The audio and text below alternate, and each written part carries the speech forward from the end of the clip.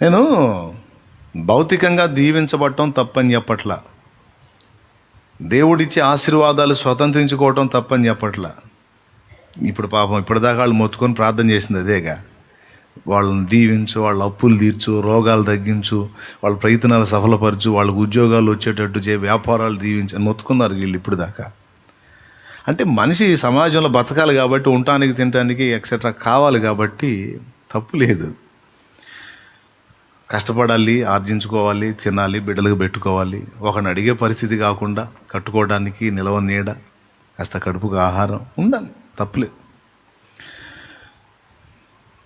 వీటితో పాటు ఇంకొక మెట్టు ఎక్కడానికి ప్రయత్నం చేయరు, అది బాధ. కొంతమంది ఒక పక్క ఈ విధమైన ఆశీర్వాదాన్ని స్వతంత్రించుకొని కూడా మరో ప్రక్కన ఇంకొక మెట్టు ఎక్కి కాస్త పరిచర్యలోకి వచ్చేటువంటి అనుభవంలో కొంతమంది కనపడతారు. కంప్లీట్గా యేసు శిష్యుడి వల్లే నేను మారిపోవాలని సంపూర్ణ సమర్పణలోకి వచ్చేవారు చాలా తక్కువ మంది నాకు కనపడ్డారు. మీలో ఎంతమందికి అర్థమైంది ఇప్పుడు నేను చెప్పిన మ్యాటరు? రైట్. ఇప్పుడు మనందరినీ ఏ మెట్లోకి తీసుకొచ్చుకోవాలని ఆయన ఆరాటపడుతున్నాడు? అందరూ శిష్యుల అనుభవంలోనికి, ఆ మెట్టులోకి తీసుకొచ్చుకోవాలని ప్రభు పరిశుద్ధాత్మ దేవుడు ఆరాటపడుతున్నాడు. తప్పులేదు, ఆయన చెప్తా ఉంటాడు, అబ్బాయి నువ్వు 5వ తరగతిలో కాదు నాయనా, కాస్త నువ్వు 10th రావాలా అని పిలుస్తుంటాడు. వద్దులే ప్రభా, అంత డెప్త్ నాకు వద్దులే నాయన, ఇంతవరకు చాలు, అసలు చదువు లేదనుకుండా కాస్త కోస్తూ ఉందిగా ప్రభా, స్తోత్రం అన్నట్టు. దేవుడు కాదు, ఇంకొంచెం రావాలా, నువ్వు ట్రై చేయకూడదు, ప్రయత్నం చేయి, రా ఇంకొంచెం రా అంటే వద్దులే ప్రభా అని వాళ్ళే పరిమితి చేసుకుంటుంటారు.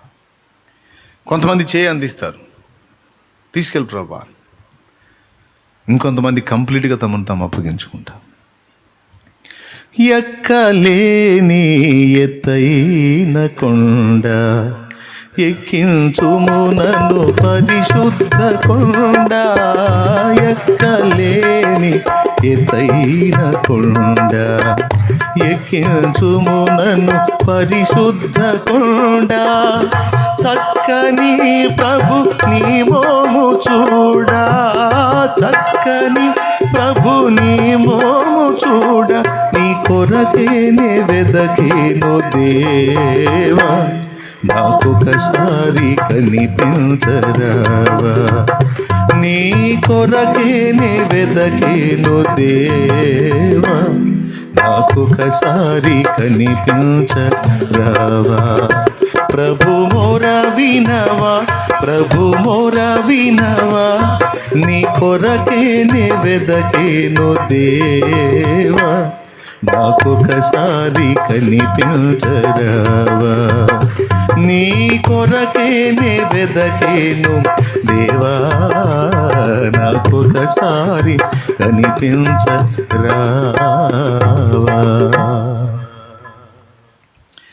అలాగ అడిగి అప్పచెప్పుకునే వాళ్ళు ఉంటారు. ఇప్పుడు ఈ బుధవారం వాళ్ళని నేను అలా చూడాలని ఆరాటపడుతున్నా తప్ప, శుక్రవారం వాళ్ళని కూడా అలా చూడాలని ఆరాటపడుతున్నా తప్ప, ఆదివారం వాళ్ళందరూ అలా కావాలని ఆశపడుతున్నా తప్ప. దేవునికి స్తోత్రం. నేను ఆశపడటం కాదు, నాకంటే ముందు పెద్ద ఆయన ఆశపడుతున్నాడు. ఇది వాస్తవం. అయితే దేవుని కృప వల్ల అంత సమూహంలో ఇంత మాత్రం కాస్త ఆ ఆసక్తి కనపరుస్తుంటే కాస్త లోపల మనసులో పులకింతగా ఉంటుంది. అందరి బుస్సులు అనుకోకుండా కొంతైనా కొసరు ఉందని తృప్తి. స్తోత్రం. అందుకని మీ విషయంలో కొంచెం ప్రత్యేకంగా బాధ్యత కలిగి ఉంటాను నేను. ఇప్పుడు పాయింట్కి వస్తా. మనల్ని ఏ అంతస్తులోకి ఎక్కించాలని ఆరాటపడుతున్నాడు? ఇక్కడ మనం చదువుకున్న సన్నివేశం మొత్తం మీకు తెలిసిందే. అయినా మళ్ళీ ఒక్కసారి జరిగిన కథ చెప్తా. యేసు ప్రభువారు బాప్తీసం ఇచ్చి యోహాను దగ్గర బాప్తీసం పొందిన తర్వాత 40 రోజులు ఏకాంతంగా అరణ్యంలో గడిపి ఆ తర్వాత ఆత్మ బలముతో గల్లేగు తిరిగి వచ్చి ప్రకటింపడానికి మొదలుపెట్టాడు. ఆయన గూర్చిన సమాచారం ఆ దేశమందంతటా వ్యాపించింది. లూకాసు వార్త 4లోని మ్యాటర్ ఇది. అలా ఆయన బోధ అధికారము గల వాని వలె ఆయన బోధించటం, అంతవరకు ఉన్నటువంటి వాళ్ళలో ఎవరిలో కూడా ఆ తరహా జీలు తగల. డిఫరెంట్ యేసు బోధ, ఒక ఆశ్చర్యం. అంత అధికారంతో బోధించి ఆయన చూపించినటువంటి అంతకుముందు బోధకులకి ఈయనకి చూపించినటువంటి వైరుధ్యం లేక ఆ ప్రత్యేకత ప్రజల్ని కొంచెం ఆలోచింపజేసింది, విభ్రాంతికి గురి చేసింది. కాబట్టి యేసు మాట్లాడుతుంటే ఆయన బోధ వినువారందరూ ఆశ్చర్యపడుచు ఆయన బోధ వినుచుండిరి. ఎక్కడ యేసున్నాడంటే అక్కడ ఒక తెలియని ఆకర్షణ వెళ్ళిపోయేవాళ్ళు లాగా మొత్తం. ఆయనలో దేవుని యొక్క ప్రభావం ఉంది, జీవం ఉంది, ఆ అభిషేకం ఉంది, ఆత్మ బలం ఉంది. లైట్ ఉన్న దగ్గరే ఉంటుంది, ఎక్కడో ఉంటాయి పురుగులు. ఈ ఫోర్స్ వెళ్ళి అక్కడ తగిలితే ఈ కాంతి కిరణం భూగర్భంలో ఉన్న పురుగును కదిలిచ్చి అక్కడ నుంచి విర్రన తిరుగుతూ వచ్చి లైట్ చుట్టూ తిరిగినట్టు యేసు ప్రభువారు ఎక్కడుంటే అక్కడ గుంపులు గుంపులు గుంపులు గుంపులు ప్రజలు. ఒకసారి సముద్ర తీర ప్రాంతానికి వెళ్ళాడు. బహుజన సమూహములు ఆయన మీద కిక్కిరిసి పడుతున్నారు. ఆయన మాట్లాడుతున్నాడు. మాట్లాడేవాడిని చెప్పని ఎట్లా అంతమంది తయారయ్యారు అక్కడ. సరే ఏం చేశాడు? ఈ జన సమూహం తట్టుకోలేక నీళ్ళల్లోకి వెళ్తే రాలేరుగా, అందుకని వెనక్కి చూస్తే 2 దోణిలు, ఖాళీ దోణిలు ఉన్నాయి. అది 2 దోణిల్లో ఒకటి సీమోను దోణె. కొంచెం అడిగాడు, నీ దోణి ఎక్కేదా? ఈ జనం మీద పడుతున్నారు, చెప్పే మాటలు చెప్పనీయట్లేదు అంటే, దాందే ఉంది, ఎక్కండి. ఆయన బోధిస్తున్నాడు కనుక వాళ్ళకి తెలుసు ఆయన రబ్బుని అని, అంటే బోధకుడు. అవకాశం ఇచ్చారు. సీమోన్ పేతురు గారు ఎక్కాడు. కొంచెం లోపలికి నడపవా, కొంచెం నీళ్ళలోకి పోనీవా, దరి నుండి కొంచెం లోపలికి త్రోయమన్నాడు. అప్పుడు నీళ్ళల్లో ద్రోస్తే జనం ఒడ్డున ఆగిపోయారు. ప్రభు నీళ్ళల్లో ఉండి బోధించాడు. ఆయన బోధ ఆయన చేస్తున్నాడు, ఇన్నేవాళ్ళు వింటున్నారు, వీళ్ళు శుభ్రం చేసుకుంటున్నారు. ఎవరి పని వాళ్ళది. ప్రభువు స్తోత్రం. సరే, ఆ బోధ అయిపోయింది, వాళ్ళని పంపించేశాడు. ఇంకపోండి అయిపోయింది, ఇంకపోండి అని జనసమూహమును పంపివేసి వీళ్ళకి వెళ్ళి చూస్తే ఒక చేప కూడా కనపట్ల ధోనిలో. ఆ వల్లకున్న నాచు పీసు అదంతా తీసేసుకుంటున్నారు శుభ్రంగా. అడిగాడు, ఏం అన్నట్టుంది కదా, సరే మీ ధోని లోతునకు నడిపించి వల వేయండి అన్నాడు. వెంటనే ఈయన అన్నాడు, ప్రభువా ధరిన చేపలు ఉండవు, మేము నడి సముద్రంలోకి వెళ్ళేసాం, రాత్రంతా వల వేసి తిని కానీ ఒక చేప కూడా పడలేదు. ఎక్కడికి వెళ్ళి వలేస్తే చేపలు పడతాయో రెగ్యులర్గా ఆ వర్క్ చేసేవాళ్ళు మాకు తెలుసు. నువ్వు చెక్క పని చేసేవాడివి, నువ్వు వడ్రంగం మేస్త్రివి, తెలిస్తే నీకు చెక్క పని వ్యవహారం తెలిసిద్ది, కానీ చేపలు ఎక్కడ ఉంటాయి నీకేం తెలిసిద్ది? పుట్టింది అందులో, పెరిగింది అందులో, ఇప్పటిదాకా బతుకుతుంది, మా బతుకుదేరు అదే కనుక చేపలు ఎక్కడ ఉంటాయో మాకు తెలుసు. అయిపోయింది, తిప్పలు పడ్డాం, రాత్రంతా వేటాడాం, కానీ ఏం దొరకలా అని యేసు ప్రభుకి రిటర్న్ క్లాస్ ఇవ్వలేదు. కానీ మనసులో అనుకొని, సరే ఇప్పటిదాకా బోధించాడు బోధకుడు రబ్బుని, ఆయన మాటను తృణీకరించినట్టు ఎందుకు? ఇంతమంది జన సమూహాలు గౌరవించేవాడిని తేలిగ్గా మాట్లాడడం ఎందుకు? బోధకుడా, రాత్రంతా మేము వల వేశాం కానీ చేపలు పడలేదు, అయినాను మా ప్రయత్నం మేము చేశాం, పని కాల, అయినా నువ్వు చెప్పావు కాబట్టి నీ మాట చొప్పున వల వేయుతునని వేశాడు. వేస్తే వల రావట్లా, టైట్ అయిపోయింది, బరువు అయిపోయింది. ఏదన్నా పట్టుకుందా, ఏదన్నా చిక్కుబడిపోయిందా ఏంటి అంటే కొంచెం గట్టిగా బలవంతంగా లాగితే అలాగ లేచి అలా దిగిపోయింది. అలా వల లేచినప్పుడు విస్తారమైన చేపలు దాని నిండా ఉన్నాయి. ఇప్పుడు ఆయన ప్రకృతి మీద అధికారం కలిగినోడు, చేపలకి నైటే ఆర్డర్ ఇచ్చాడు, మీరు ఆ మధ్యలో ఉండకండి, మొత్తం దరికి రండి. ఇక వీళ్ళు ఎంతసేపు పోయి వాళ్ళైతే మాత్రం ఏం పడతాయి? అటు ప్లేసును మార్చాడు. దేవునికి స్తోత్రం కలుగును గాక. హల్లెలూయా. చక్కగా ఆ 2 దోణెలు, వీళ్ళ దోణె ఫుల్ అయిపోయింది. ఊరే విస్తారంగా చేపలు పడుతున్నాయిరా ఇక్కడ, మీరు కూడా రండిరా నాయనా. 2 దోణెలు మునుగ నింపేశారు. చేపలు కనపడేసరికి ఆరాటంలో కరువు పట్టిన వాళ్ళలాగా ఎగబడి మొత్తం లాగారు, పడ్డట్లు లాగితే 2 దోణిల నిండా వచ్చినాయి. ఈ హడావుల్లో లాగి ఒక్కసారి అసలు ఏం జరుగుతుంది అని ఆలోచించాడు సీమోను పేతురు. ఆలోచించి ఒక్క విషయం అర్థమైంది. నా దోణిలోకి ఎక్కి కూర్చున్నాడే, ఇతడు సామాన్యుడు కాడు. హల్లెలూయా. ఇతడు సామాన్యుడు కాడు. ఎక్కడ చేపలు ఉంటాయో ఎక్కడ ఉండవో మాకు తెలుసు, కానీ ఈయన ఎక్కడ చెబితే అక్కడ ఉన్నాయేంది అంటే అధికారం కలిగిన వాడు. బోధలో అధికారమే కాదు, సముద్రములో, జీవరాశులలో, ప్రకృతిలో కూడా అధికారం కలిగిన వాడు. ఈయన ఒక ప్రత్యేకమైన వ్యక్తి అని గ్రహించి సీమోను పేతురు, యేసుప్రభువా చాలా వందనాలు, ఎట్లనో 2 దోణెల నిండా చేపలు ఇచ్చావు, పోయి అమ్ముకొని వస్తాను అలా. ఆయన మోకాళ్ళ దగ్గర, యేసుప్రభు ఇలా కూర్చొని ఉంటే ఆయన మోకాళ్ళ దగ్గర సాగిలపడి ఒక మాట అన్నాడు. ప్రభువా, నన్ను విడిచిపోము, నేను పాపాత్ముణ్ణి. యేసు ప్రభు యొక్క స్పర్శ మొదటిసారిగా పేతురు అనుభవించినప్పుడు పేతురులో కలిగినటువంటి ఆలోచన ఏమిటి అంటే, తానేమై ఉన్నాడో గుర్తుపట్టాడు. ప్రభువేమై ఉన్నాడో గుర్తించాడు కనుకనే, ఆయన ఏమై ఉన్నాడో ఎరిగాడు కనుకనే తానేమై ఉన్నాడో తెలుసుకోగలిగాడు. కొంతమంది తమను గురించి తమకు గొప్ప తలంపులు కలిగి ఉంటారు. వారు వాక్యం ప్రకారం దేవుణ్ణి సరిగా ఎరుగలేదు. దేవుణ్ణి ఒకడు ఎంతగా సమీపంగా తెలుసుకోవటానికి ప్రయత్నం చేసి తెలుసుకుంటూ ఉంటాడో, తన స్వీయత విషయంలో అంతగా తన్ను తాను తృణీకరించుకుంటూ ఉంటాడు. ఇక తన గూర్చి తన గొప్ప తలంపులు ఉండవు.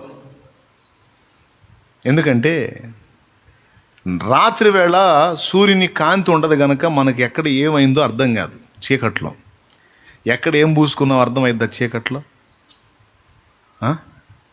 ఎప్పుడు అర్థమైద్ది? తెల్లవారినప్పుడు సూర్యుని కాంతి మన మీద పడినప్పుడు ఎక్కడెక్కడ ఏమేమైందో మన అవతారం మనకు కనపడిద్ది.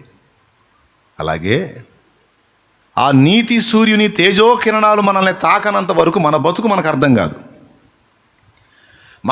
మన విషయంలో మనకున్న ఫీలింగ్ ఎలా ఉంటుందంటే, అసలు నా లాంటోడే ఆడున్నాడు, ఎంత మంచివాడిని, ఎంత మంచిదాన్ని అని మన ప్రవర్తనను గురించి కానీ, మన ప్రేమను గురించి కానీ, త్యాగాల గురించి కానీ, మంచితనం గురించి కానీ, ఓయబ్బా మన నీతి కానీ, ఏబులాగా మన పవిత్రత కానీ, గొప్ప తలంపులు ఉంటాయి మనకి. ఈ తలంపులన్నీ నైట్ అన్నమాట, అంటే చీకట్లో ఉన్న అనుభవం. నీతి సూర్యుని తేజో కిరణాలు, ఆ కాంతి కిరణాలు ఎప్పుడైతే ఒక వ్యక్తి మీద ప్రసరిస్తాయో, అప్పుడు ఆయన ఎదుట ఎవరు బ్రతుకు వాళ్ళు చూసుకుంటే ఆ గొప్ప తలంపులు అనేవన్నీ విరిగిపోయి పేతురు పలికినట్లు, అబ్రహాము పలికినట్లు, దావీదు పలికినట్టు, యాకోబు పలికినట్టు, యెషయా పలికినట్టు పలుకుతారు. నీతి సూర్యుని తేజోకాంతి ముందుకు వచ్చి యాకోబు అన్నాడు, నేను మోసగాడను. ఆ నీతి సూర్యుని తేజోకాంతి ఎదుట అబ్రహాము తన్ను గూర్చి తాను అన్నాడు, నేను దుమ్మును ధూళిని. ఆ నీతి సూర్యుని తేజోకాంతి పొంది అనుభవించిన తర్వాత ఏమన్నాడు, నన్ను నేను అసహించుకుంటున్నాను, బూడిదలోను ధూళిలోను పడి పశ్చాత్తాపడుతున్నాను. అప్పటిదాకా దేవుడు అన్యాయస్తుడు, నేను సత్యవంతుడిని, న్యాయవంతుడిని మాట్లాడిన ఏబు ఎప్పుడైతే ఆయన కాంతి కిరణాల యొక్క ప్రకాశం పొందాడో తన బతుకు తనకు అర్థమైపోయి ఆ గొప్ప తలంపులు అనేది విరిగిపోయింది. యెషయా 5 అధ్యాయాల్లో ఇశ్రాయేలు పరిస్థితులను గురించి విమర్శించి మాట్లాడిన యెషయా 6వ అధ్యాయంలో, యెషయా గ్రంథము 6వ అధ్యాయంలో అత్యున్నత సింహాసనమందు ఆసీనుడై ఉన్నవాడిని చూచి తన బ్రతుకు తనకు అర్థమైపోయి, అయ్యో నేను అపవిత్రమైన పెదవులు గలవాడను, అపవిత్రమైన మనుషుల మధ్య, సమాజం మధ్య బ్రతుకుతున్నాడను, అయ్యో నేను అపవిత్రుడనని కేకలు వేశాడు. తర్వాత దూత వచ్చి కారుతో నిప్పు కుంపట్లో నుండి నిప్పు తీసి పెదాలకు టచ్ చేసి నీ పెదవులు పవిత్రపరచబడ్డాయి, బాధపడద్దు అంటే ఆ తర్వాత పరిచర్య కొరకు వెళ్ళాడు. ఇలాగ భక్తులందరినీ గమనిస్తే దేవునికి సమీపంలోకి వెళ్ళే కొద్దీ మనల్ని గురించి మన గొప్ప తలంపులు విరిగిపోతాయి. ఇక్కడ కూర్చున్న వాళ్ళలో కానీ లైవ్లో వింటున్న వాళ్ళలో కానీ ఎవరైనా ఇతరులతో పోల్చుకొని చూసుకుంటే మనం బెటర్ అనిపిస్తుంటుంది. గుర్తుపెట్టుకో, మనం పోల్చుకోవాల్సింది, మనం సరిచూసుకోవాల్సింది పక్కోళ్ళు, ఇటు పక్కోళ్ళు, ముందోళ్ళు, వెనకోళ్ళు కాదు, యేసు అనే అద్దం ముందు మన బ్రతుకు చూసుకోవాలి. అప్పుడు ఒరిజినాలిటీ తేలిపోద్ది నీ రంగు ఏందనేది. యేసు మన కొలబద్ద, దేవునికి మహిమ. ఇప్పుడు ఆ నీతి సూర్యుని ముందు ఇక మన బ్రతుకంతా బయటపడిపోద్ది. పేతురు పరిస్థితి అలాగైందనమాట. ఆ నీతిమంతుని కాంతి కిరణాల ఆ తేజస్సులో, ఆ వెలుగులో తన బ్రతుకు తనకు అర్థమై, ప్రభువా నేను పాపాత్ముడును, నన్ను విడిచిపోనైనా అన్నాడు. వెంటనే యేసు ప్రభు, శబాష్ భలే ఒప్పుకున్నావు, సరే బయలుదేరుతున్నా, వెళ్తా అన్నాడా? చీ పాపి, ఎందుకు పాపం చేశావు అన్నాడా? ఆయన చెప్పిన దానికి ఈయన చెప్పిన దానికి అసలు సంబంధమే లేదు. కావాలంటే ఒకసారి చూడండి మీరు. ఆయన ఏం చెప్పాడు? ప్రభువా నన్ను విడిచిపోము, నేను పాపాత్ముడను. అంటే నాలాంటి వ్యక్తి దగ్గర నువ్వు ఉంటే నీకు పరువు పోయిద్ది. నాలాంటి వాని దగ్గర నువ్వు ఉండి, నా దోనెలో నువ్వు ఉంటే నీకు అవమానం. వెళ్ళయ్యా, నువ్వు నీతిమంతుడవు, పరిశుద్ధుడవు, నేను పాపాత్ముడిని, నాకు అర్హత లేదయ్యా అంటే యేసు ప్రభు ఆయనని ఏమి అనలా. చూడు, అందుకు యేసు, భయపడకుము, ఇప్పటి నుండి నీవు మనుషులను పట్టువాడువై ఉందువని సీమోనుతో చెప్పాడు. దేవునికి స్తోత్రం కలుగును గాక. పాపాత్ముడు అని తను గూర్చి తాను ఎవరైతే చెప్పుకొని ఒప్పుకున్నాడో అర్హుణ్ణి అనలా, అనర్హుణ్ణి అన్నాడు. అది యోగ్యుడును గాను ప్రభు నేను ఇది అని ఎవరైతే తన స్థితిని దేవుని ముందు బాహాటం చేశారో ఆ వ్యక్తిని ఇక యేసు విమర్శించలేదు, ద్వేషించలేదు, వ్యతిరేకించలేదు, కానీ భయపడకు అన్నాడు. కానీ భయం వచ్చేసింది. భయపడకు అని, ఇక నుంచి నీవు మనుషులను పట్టువాడవుగా ఉంటావు అని ఏం చెప్పాడు? ముందుమని సీమోనుతో చెప్పాను. తర్వాత వాళ్ళు ఏం చేశారు అంటే, ఆ వలలను, దోణెలను, చేపల రాశిని మొత్తాన్ని అక్కడే వదిలి యేసును వెంబడించిరి అని ఉంది. దేవునికి స్తోత్రం కలుగును గాక. ఎవరిని వెంబడించిరి? రైట్. తర్వాత వారు ఏమని పిలువబడిరి? యేసు శిష్యులు, యేసు అనుచరులు. ఎవరాళ్ళు? పేతురు, యోహాను, యాకోబు, యేసు శిష్యులు. నాకు అర్థం కాదు, కష్టపడి పాపం చేపలు పట్టారు కదా, 2 దోణెల నిండా సరుకు వచ్చిందంటే మామూలుగా వస్తాయి డబ్బులు? వెళ్ళి మార్కెట్లో అమ్మితే మామూలుగా వస్తాయా? అసలు వాటిని వదిలిపెట్టడం ఏమిటి? సరే, ఆ చేపలు అంటే తీసి దోణిలో వదిలిపెట్టారేంటి? అక్కడ కుటుంబ సభ్యులు ఉన్నారు, వాళ్ళని వదిలిపెట్టారేంటి? ఆశ్చర్యం. యేసును కలుసుకుని యేసు యొక్క కాంతి కిరణాల స్పర్శను అనుభవించినటువంటి వ్యక్తి, ఒరిజినల్గా అనుభవించిన వాడు, వినండి, రెండు స్పందనలు ఆ వ్యక్తుల నుండి వెల్లడవుతాయి. ఒకటి, తానేమై ఉన్నాడో ఎరుగుంటాడు. తనను పిలిచిన వాడు ఎలాంటి వాడో ఎరుగుంటాడు, మొదటిది. రెండవది, ఆయనే ఇక జీవితం మొత్తంలో మెయిన్ అయిపోతాడు. ఇక ఆయన తర్వాత ఏదైనా ఇక ఆయన కంటే ముఖ్యమైనది ఏది అనిపించదు. యేసును కలుసుకున్నవాడు, యేసు కాంతి కిరణాల స్పర్శను పొందిన వాని యొక్క లక్షణాలు 2. ఎవరినన్నా మీరు గమనించండి, ఇదే కనపడుతుంది. యేసుప్రభు పక్కనే యోధా ఉన్నాడు, కానీ యేసును ఆత్మలో కలుసుకోవాలా. జస్ట్ శరీర సంబంధంగా యేసు పక్కనే తిరిగాడు, కానీ యేసు అర్థం కాల అతనికి. యేసును కలుసుకున్నవాడు ఎలా స్పందిస్తాడు? మొట్టమొదటి తన స్థితి ఏమిటో తను గుర్తుపడతాడు. యోగ్యుడా అయోగ్యుడా, నేను పాపాత్ముణ్ణి. రైట్. దేని బట్టి ఆ మాట అంటున్నావు అంటే, నా ముందున్నోడు పరిపూర్ణ పరిశుద్ధుడు, ఆయన కాంతి ముందు నా బ్రతికేందో నాకు అర్థమైంది. ఇంతవరకు మనుషులతో పోల్చుకొని ఆడికంటే బెస్టేలే, నేను వీళ్ళకంటే బెటరేలే, మరి వాళ్ళంత దరిద్రం కాదులే, మరి వీళ్ళంత చండాలం కాదులే, నేను కొంతవరకు పర్వాలేదులే అని మనం శబాష్ కొట్టాం. ఇప్పుడు యేసయ్య ముందుకు వచ్చేసరికి మన బతికేందో మనకు అర్థమైపోయి, వాళ్ళు కాదు వీళ్ళు కాదు, అందరికంటే నేను పెద్ద పాపిని అనే పరిస్థితికి వచ్చేసాను. ఇది మొదటిదైతే.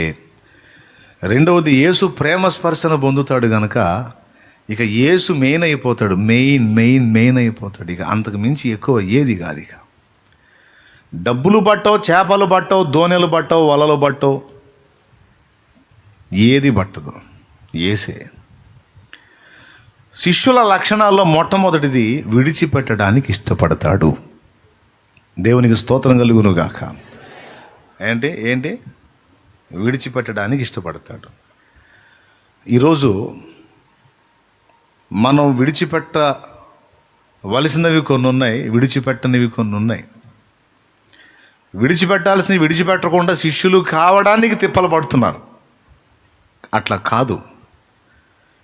శిష్యత్వంలోకి నువ్వు రావాలి, దేవుణ్ణి సంతృష్టి పరచాలి అంటే, సంతోష పెట్టాలి అంటే, నిజంగా నువ్వు దేవుణ్ణి కలుసుకుంటే ఖచ్చితంగా కొన్ని నీలో కనపడతాయి. వాటిలో మొట్టమొదటిది విడిచిపెట్టడానికి నువ్వు ఇష్టపడతావు.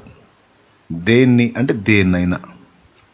ఇక్కడ మనం చూస్తే వాళ్ళకి విస్తారమైనటువంటి సంపద దొరికింది అక్కడ, కానీ అది యేసు కంటే గొప్పగా అనిపించలేదు. ఒక మాట చెప్తాను, యేసయ్య వెంట వెళితే వాళ్ళకి పైసలు వస్తాయా? చేపలు తీసుకొని మార్కెట్కి వెళ్తే పైసలు వస్తాయా? మీరు చెప్పండి. చక్కగా ఇప్పుడు మనం ఏం చేస్తున్నాం? దేవుడు ఆశీర్వదిస్తుంటే మనం ఏం చేస్తున్నాం? తెలివిగా, ఎంత తెలివిగా మసలుకుంటున్నాం మనం. నాకు తెలిసి ఇప్పుడు మనోళ్ళు ఉంటే అక్కడ పేతురోళ్ళ దగ్గర, ఇదిగా అడిగి పోతాడు ఆయన, ఏమన్నా వేరే దేశం పోతాడండి కాదు, వేరే దేశం ఏమైనా పోతున్నాడా? అడిగిపోతాడు. ఆ నజరేతులోనో, ఆ గల్లీలోనో, బెత్సైదాలో ఏడోసారి తిరుగుతుంటాడులే, అడిగిపోతాడు. ముందు ఈ సరుకు వేనం చేసి రాపండి. ఏంటిది సరుకు? చేపలు. విస్తారంగా అవి బట్ల ఆయన పోతే దొరకడం అన్నట్టు ఇక వెంటబడ్డారు. ఒకవేళ మనం అనుకుందాం, ఇప్పుడు కొంతమంది అదేగా చేస్తారు. దేవుడు ఆశీర్వదించాడు, అద్భుతం చేశాడు, వీళ్ళు సొంతంగా తిప్పలు పడ్డారు, ఏ విధమైన ప్రయోజనం లేదు, ప్రభువులోకి వచ్చారు, ప్రభు మాట విన్నారు, ఒక దోణి వాడికి 2 దోణిలు మునిగి అంత సరుకు వచ్చింది. ఇప్పుడు యేసుకు దగ్గర అయ్యాడా, వ్యాపారంలో బిజీ అయ్యాడా?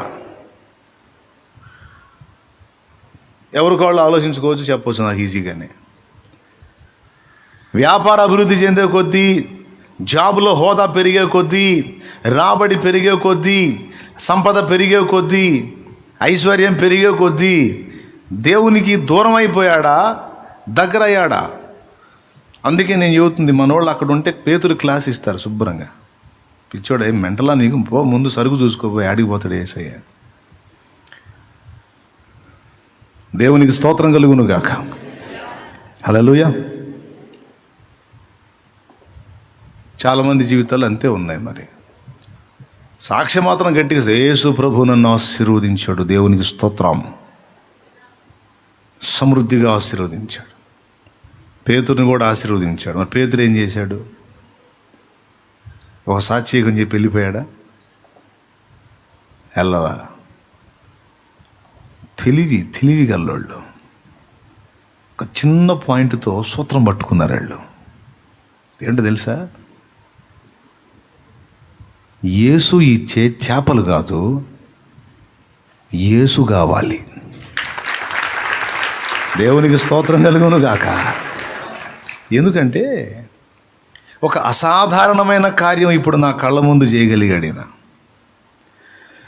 సముద్రంలో ఉన్న చేపల్ని ఆయన అనుకున్న ప్లేసుకు రప్పించగలిగాడు. అంటే ఈ ప్రకృతిని శాసించగలిగినటువంటి వ్యక్తి అయినా.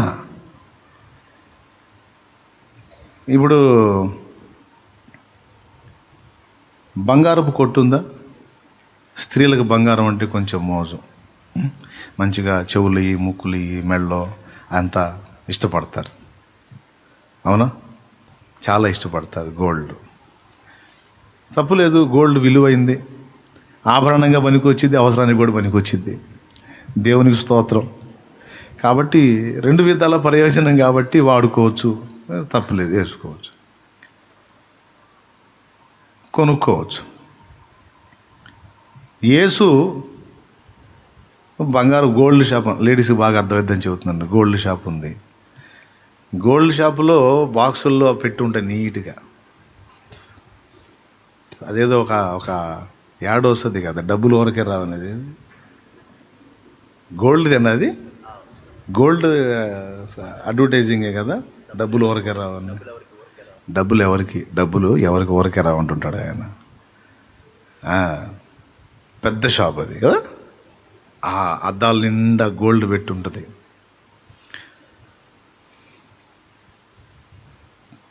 మనుషులే ఎట్టంటి వాళ్ళు అంటే, ఇగో అంత బంగారం ఉంది కదా తీసుకో అంటే, ఏది మంచి బాక్సు, ఏది మనకు సరిగ్గా సరిపోయే సైజులో ఉంది అని వెతుక్కొని ఒకదాన్ని పట్టుకొని వెళ్తారు. పేతురోళ్ళు ఎట్టంటి వాళ్ళు తెలుసా? ఇవన్నీ కాదు, అసలు ఈ షాపు మొత్తానికి యజమానుడు నువ్వు కనుక నువ్వు కావాలి. షాపు యజమానుడు ఎవరైతే ఉన్నాడో ఆయనను మనం పట్టుకోగలిగితే షాపులో ఉన్న సరుకంతా ఎవరిది గమనించాలి. అంటే అలా ఆశించి పట్టుకున్నారని కాదు. ఈ ప్రకృతిని శాసించాడు అంటే దాదాపు అవగాహన వచ్చేసింది. సృష్టిని శాసించేవాడు ఒక సృష్టికర్త మాత్రమే. సృష్టికర్త ఇచ్చినటువంటి సృష్టిలోనిది కావాలా, లేకపోతే దేన్నైనా నీ కొరకు చేయగలిగిన సృష్టికర్త కావాలా? నువ్వు ఎవరు కావాలని నీకు ఒక ప్రశ్న అక్కడే, ఒక నిమిషాల వ్యవధిలోనే ప్రశ్న సమాధానం అయిపోయింది, వెళ్ళిపోయారు. యేసు ఒక్కమారు పలికి ఇచ్చినటువంటి చేపల కోసం కక్కుర్తిపడి యేసును వదిలిపెడితే చాలా నష్టపోతాను నేను. బోలెడంత ఆశీర్వాదకరమైన జీవితాన్ని, సాక్ష్యాన్ని, భవిష్యత్తుని పోగొట్టుకుంటాను నేను. కాబట్టి ఇంత చేయగలిగాడంటే ఆయన ఇంకా ఏదైనా చేయగల సమర్థుడు. హల్లెలూయా. గనుక యేసు ఇచ్చే చేపలు కాదు, యేసు కావాలి, యేసుతో నడవాలి. యేసు చాలు అనుకున్నాడు.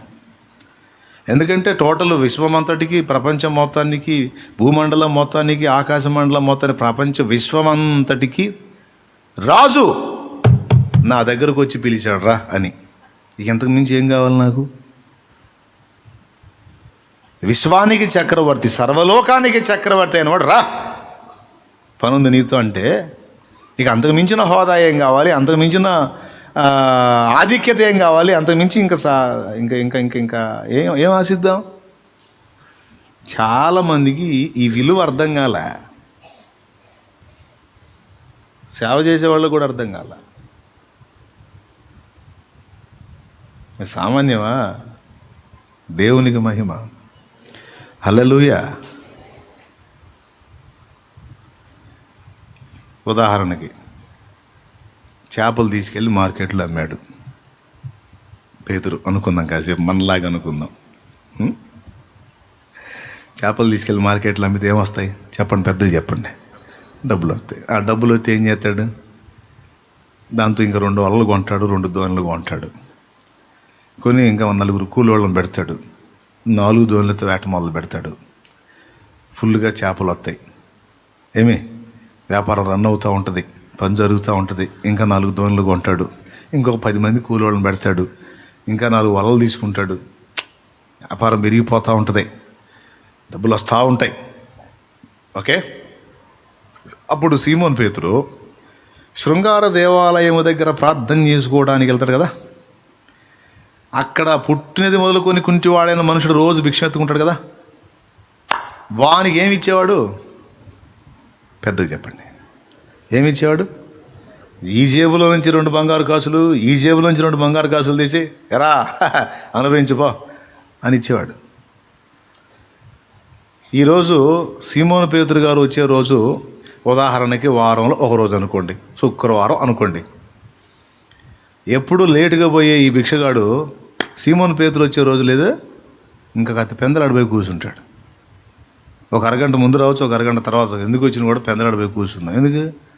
ఇంకా 4 కాదు సౌండ్ వస్తున్నాడు. సౌండ్ భిక్షగాడు వాడి ప్లేస్లో ఫిక్స్ అయిపోతాడు, ఇంకా స్థిరపడిపోతాడు, ఇంకా గట్టిగా కేకలేసి ఇంకా మరి దీనంగా అడుక్కోవడం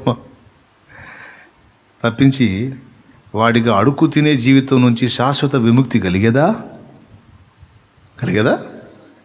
ఓకే, రోడ్డు మీద తిరుగుతున్నప్పుడు ఏం సీమనో వెళ్ళలేదా?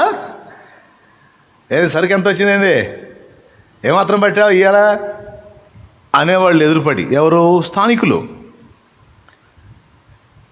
కానీ ఈ మాట అనేవాళ్ళు కాదు. అయ్యా సీమోను, దైవజనుడా, మేము నిన్ను ఆపం, నీ నీడ మాత్రం ఈ రోగి మీద పడనిమ్ము, నువ్వు ముట్టొద్దు, నీ వస్త్రం వద్దు, నీ స్పర్శ వద్దు, జస్ట్ నీ నీడ చాలు, నిన్ను ఆపం, నీ పని నువ్వు చూసుకో, నీ నీడ ఆయన మీద పడనని.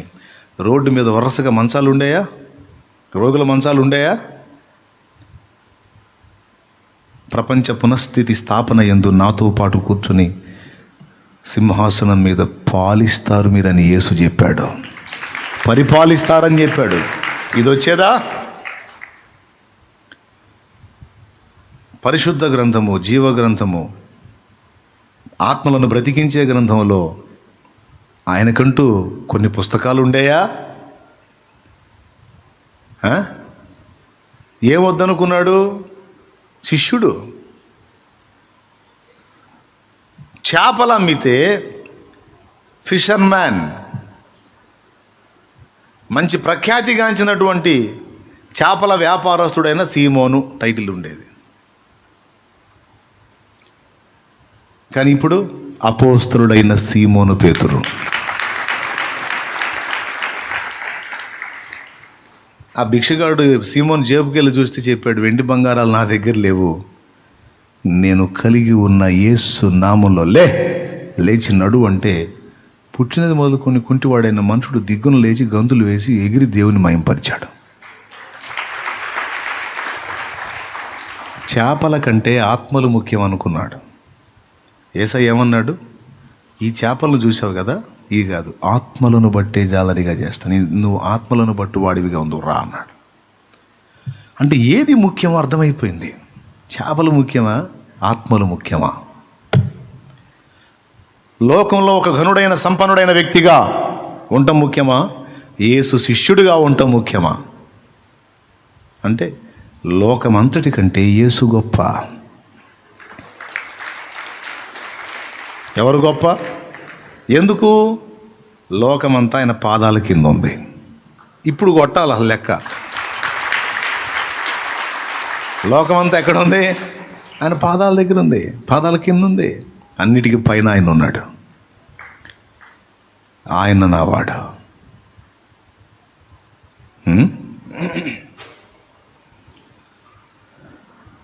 మధుర మధుర మధుర సేవ యేసు ప్రభుని సేవ అని దైవజనులు ఏబి మాస్లమణి గారు చక్కని పాట రాశాడు.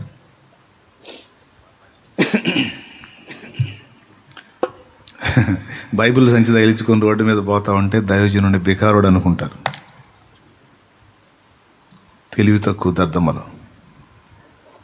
బికార్లందరినీ పోషించే ఘనుడు దేవుడైతే ఆ దేవునికి దాసుడు దైవజనుడు. లోకం మెచ్చే భాగ్యభోగాలు ఉండవు, కానీ సకల భాగభోగ్యాలకు అధినాయకుడైన యేసు అనుచరుడు ఇతడు. ఇతడి దగ్గర సంపద ఉండకపోవచ్చేమో, కానీ ఇతడి హస్తము లేక ఇతడి పలుకు అనేకుల దీవెనకు కారణమవుతుంది.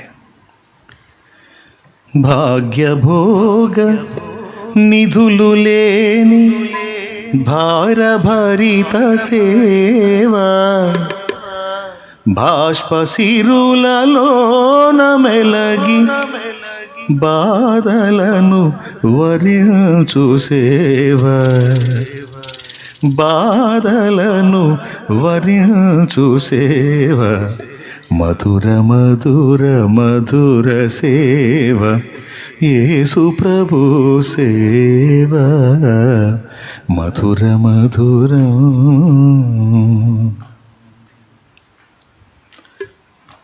లోక జ్ఞాని అపహసించు శోకమూర్తి సేవ, లోక జ్ఞాని అపహసించు శోకమూర్తి సేవ, లోక నిందలను భరించి లోకమును జయించు సేవ,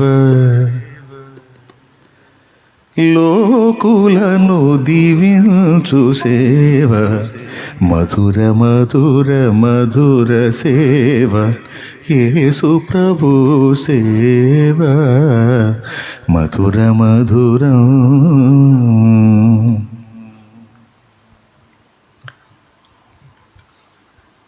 ఏమండి?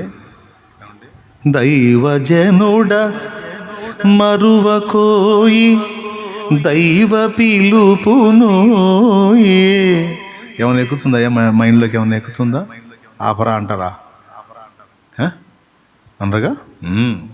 దైవజనుడ మరువకోయి దైవ పిలుపునోయే, దైవ నీతి వదలకోయి దేవుడే దీవించునోయే,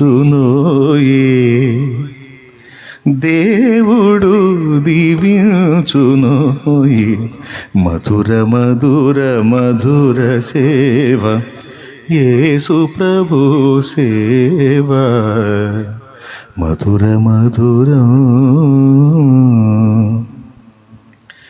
చేపలు అమ్ముకొని అక్కడే ఫిక్స్ అయిపోతే అసలు ఆ పేతురు ఎవడో మనకు తెలిసేది కాదు. ఇప్పుడు పొయ్యి ఆయన 1900 సంవత్సరాలు అయిపోయాయి. ఒక సినిమాలో ప్రఖ్యాతిగాంచిన నటుడు పోతే మరుసటి తరాన్ని పట్టించుకోరు. అంతేనా విజయ్? పట్టించుకుంటారా? ఇప్పుడు న్యూ ట్రెండ్ ఓడికి ఓల్డ్ మూవీ పెట్టు, అప్పట్లో మామూలు స్టార్ కాదు అన్నట్టు తీరా బాబా అంటాడు. అవునా? 2 తరాలు దాటి అవతలకి వెళ్తే ఆయన పట్టించుకోరు.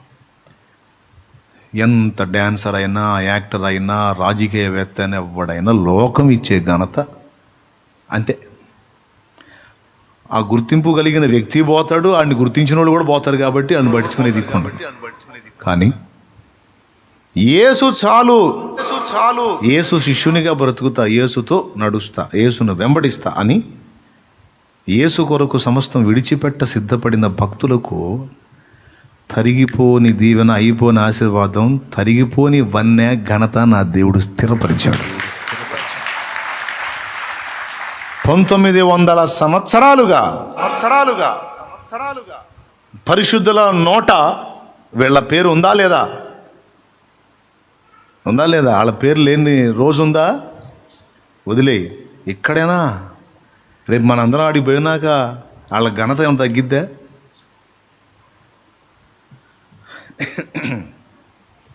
అందుకే చౌదరి పురుషోత్తం గారు ఇలా పాడాడు.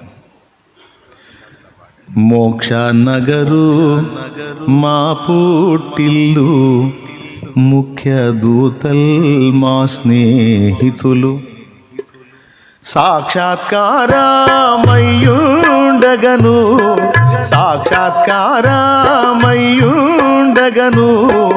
లక్ష్య పెట్ట మిహ బాధలకు, యెహోవా మా తండ్రి కాడ, యేసుడు మాయన్న కాడ, యెహోవా మా తండ్రి కాడ, యేసుడు మాయన్న కాడ. ఇక మనకు అక్కడ మెయిన్లో ఎవరో తెలుసా? పేతురాది సకల పోస్తల్ పేర్మి గలమా నిజ కూటస్థుల్. పేతురాది సకల పోస్తల్ పేర్మి గలమా నిజ కూటస్థుల్. ఖ్యాతి సభలో మేమున్నప్పుడు, ఖ్యాతి సభలో మేమున్నప్పుడు ఘనతాళిక మాకేమీ కొదువా, ఘనతాళిక మాకేమీ కొదువా. యెహోవా మా తండ్రి కాడ, యేసుడు మాయన్న కాడ. యెహోవా మా తండ్రి కాడ, యేసుడు మాయన్న కాడ.